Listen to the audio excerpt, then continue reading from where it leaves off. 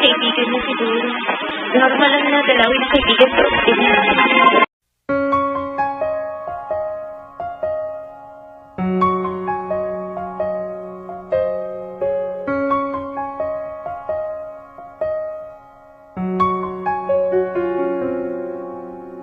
Di ko alam kung tama ba ito.